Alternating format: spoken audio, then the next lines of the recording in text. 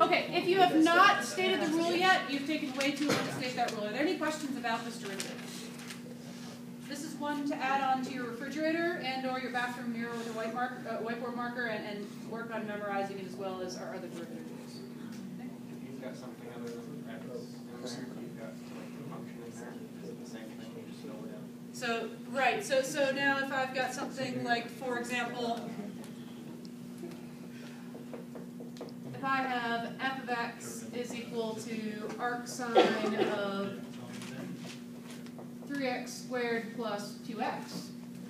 Well, now I've got something fancier inside the parentheses. I'm going to have to apply the chain rule. And the chain rule will say derivative of the outside keeping the inside the same. Now, our derivative of the outside is 1 over root 1 minus x squared. So I'm going to copy this exactly, but where I have this x, I'm going to replace that with my inside function. So we've got 1 over square root of 1 minus 3x squared plus 2x, all of that squared. So this is our derivative of the outside, keeping the inside the same. Then we have times the derivative of the inside, which is 6x plus 2.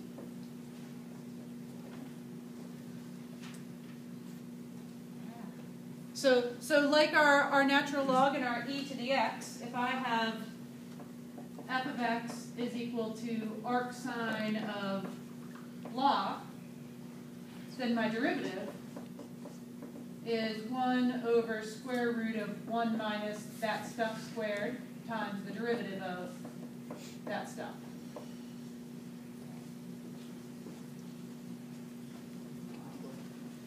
Okay, other questions or comments about derivative of arc sine? Okay. So our next one to look at is the inverse cosine function. And we're going to have a similar strategy. And so I'll remind you about what the inverse cosine function looks like. And we'll talk about the derivative.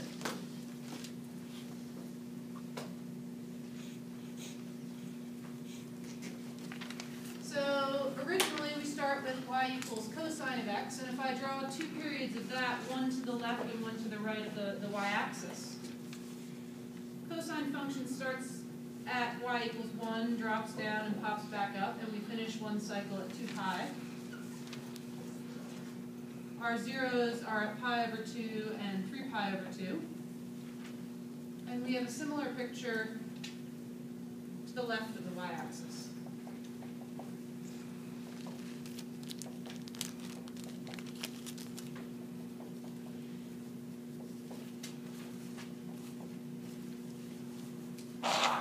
Our y equals cosine graph, and just like the sine function, cosine is not one-to-one, and so I have to restrict my domain. And the way that we restrict the domain, the standard way to do so on the cosine graph, is to look at angles starting at 0 and ending at pi. And so we are only looking at the very first half of our standard cycle. And so our inverse cosine graph, y equals inverse cosine, also called arc cosine of x. Well, that graph is going to look like, well, let's see here. Our x values will be between -1 and +1. And our y values are going to be between 0 and pi.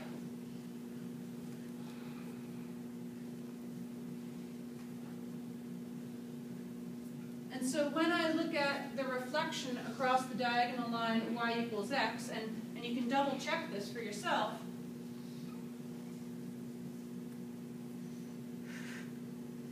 the picture is going to look something like this. Now, what is the slope right when our x value is 0? Well, over in our cosine function, you can double check that the slope of the cosine function is -1 at pi over 2. And so up here, our slope should also be a -1. These are not quite drawn to scale. Okay, so this is our cosine function and our inverse cosine function. And so for this one, it turns out that if f of x is equal to inverse cosine of x, then f prime of x is equal to, now here's the beauty of this one, f prime of x is equal to negative 1 over square root of 1 minus x squared. So the only difference between a derivative of arc cosine and arc sine is that negative sign on the front. And so I would encourage you to go through these steps like we did for arc sine, start with y equals arc cosine, and see where that negative pops out and why it shows up. Okay? So check that out and see if that works out for you.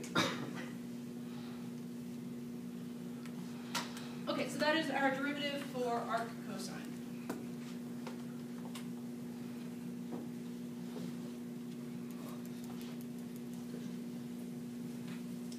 All right, and our final inverse trig function that we are going to focus on is inverse tangent.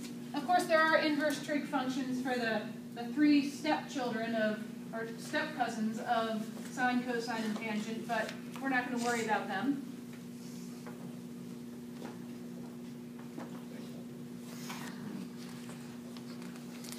So the last one that we're going to care about is y equals tangent x and its inverse function. So y equals tangent x has a bunch of vertical asymptotes in the graph. We have a vertical asymptote at plus and minus pi over 2.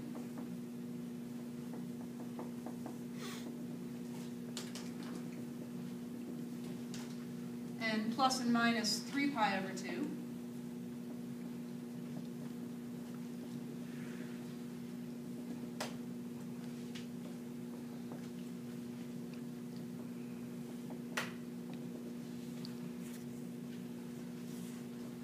So our standard branch of the tangent graph is the branch that goes between x values of negative pi over 2 and positive pi over 2. And then that cycle repeats every pi units. So this is our y equals tangent of x graph. And for the inverse function, again, we have to restrict our domain, and so we will be restricting our domain to a branch that goes through the origin.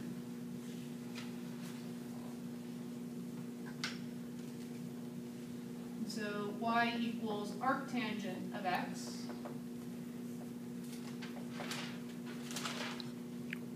looks like,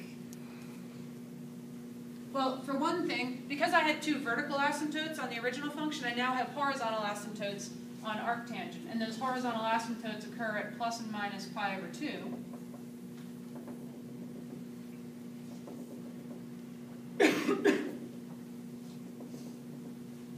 And the reflection of our branch through the origin looks something like this. So this is y equals arctangent of x. Now, some things to notice about the arctangent function that you probably did not talk about in trig because you didn't have the vocabulary, but you might notice that the limit as x approaches infinity of arctangent of x, well, as x gets very large, the y value of our function is approaching our horizontal asymptote. So the limit as x goes to infinity of arctangent of x is equal to pi over 2. And the limit as x approaches negative infinity of arctangent of x, well, as x gets really large in the negative direction, the y values of the function are getting close to the horizontal asymptote of negative pi over 2. So our limit as x approaches negative infinity of arctangent of x is negative pi over 2. So those are some things that you would not have been told in your trig class because you didn't know what the word limit meant. Especially both in sine graph and in tangent graph have to be the part of the graph Yes. from the origin. That's correct. Why in this cosine graph we didn't do that? That's a good question. Why do we not choose to take the interval from negative pi over 2 to positive pi over 2? And the reason is, if I look at that part, that part of the function is not one-to-one. When I go to reflect that across y equals x, my picture would look like this. And so it would not pass the vertical line test. And so I can't choose that part of my cosine function. I have to choose a portion that will make it one-to-one. And one more question I had. When we derive the derivative of the universal sine function, the addition of negative, the graph shifted up like a pi over to 90 degrees over there cosine. Yes, Wait. as comparable to sine graph that we made earlier. So the derivative Yes. of this? Yes. Okay, so this is a It's good at question. 90 degrees, but on our sine graph it's at 0. Like Yes, so this picture is, it doesn't really matter the height of our function when we're looking at derivatives, we're looking at shape. okay. And so our shape for our y equals arc sine of x, well, that shape looks like this. Yes. And so what that means is that on our arc cosine graph, the values of the slope are exactly negative the values of the slope on this one. And whether this graph is shifted up to pi over 2 or shifted up to 3,500, doesn't matter where the graph is shifted, it's all about the shape. So basically, shifting gives us the negative sign over there. The mirror image. Yes. I think I'm answering yes to your question. I think. Okay. All right, other questions? Okay, so you may still be wondering, well, that's great, we now know limits about arctangent, but what's the derivative of arctangent? And the answer to that is, if f of x is equal to arctangent x, then f prime of x is equal to 1 over 1 plus x squared. So this one does not include that square root. And so you may be asking, well, why not? And the answer is that I want to encourage you to look at y is equal to inverse tangent of x, rewrite this as tangent of y is equal to x, and do that implicit differentiation and see what happens.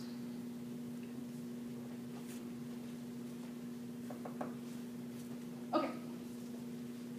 So, let's end this section on an example, a second example, of using these derivatives.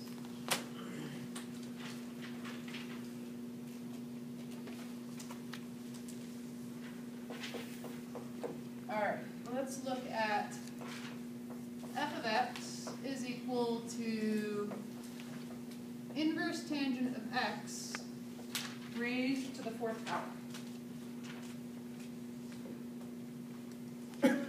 If you're lucky, then you're walking down the street and out of the dark alley jumps y equals arctangent of x, and then all you have to do is take the derivative and you say, bam, I know what that is. The derivative is 1 over 1 plus x squared. But chances are that's not going to happen too often. Usually these inverse trig functions show up hanging out with some other functions. So for example here, the inverse trig function is nested inside of x raised to the 4th. So this is a chain rule type question. Our inside function is arctangent of x, and our outside function is x to the 4th.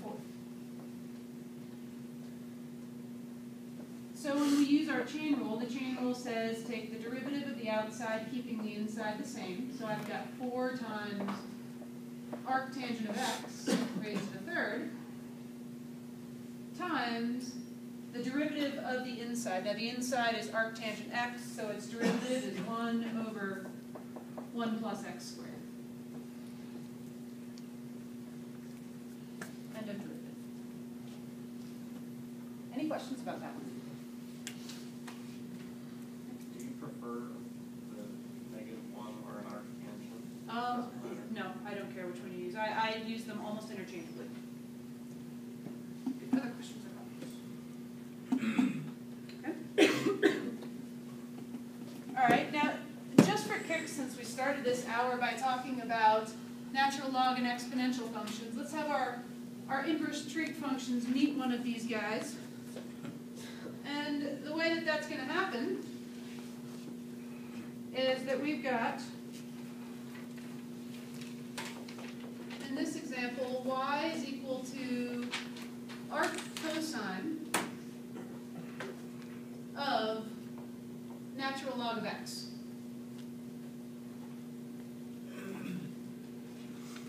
So when I look at this, I know that this is a chain rule rather than a product rule, because if I tried to do a product rule in this, my first function would be arc cosine of blah, and there's nothing there. So I'm definitely not going to be using the product rule here, because arc cosine cannot sit by itself. Rather, I'm going to use the chain rule. And my inside function is natural log of x. My outside function is arc cosine of x. So my derivative, dy over dx, or y prime, looks like derivative of the outside, keeping the inside the same. Now my outside function is arc cosine of x, and its derivative is negative 1 over square root of 1 minus x squared. So the derivative of my outside keeping the inside the same is going to look like negative 1 over square root of 1 minus, and instead of that x, I replace that with my inside function. So 1 minus natural log of x squared. Derivative of the outside keeping the inside the same, times the derivative of our inside. And our inside is natural log of x. Its derivative is 1 over x. Final answer. Cool. So when do we have to start simplifying these things? That's a really good question. When do we need to start simplifying these guys? In chapter 4, we're going to be using derivatives and figuring out where graphs are flat. So in other words, where the derivative is equal to 0. At that point, we'll want to simplify. Right now, some of these are really kind of strange functions. And our goal right now is to really kind of tackle some really complicated looking functions and make sure that we have these derivative rules down. When we go and we actually are going to use the ones that we're taking the derivative and setting the derivative equal to 0, they're going to be a little less complicated, and the simplification isn't going to be too terrible. Will our calculator graph that? Arc cosine of natural log of x? Yes. So remember, in your calculator, arc cosine is this cosine inverse function. And then you could do cosine inverse of natural log of x and graph it. Okay, other questions about this? All right, in that case, it is time to take our 10-minute break, but before you do, I think this is a notable point in our class, and this notable point is that we are currently at the end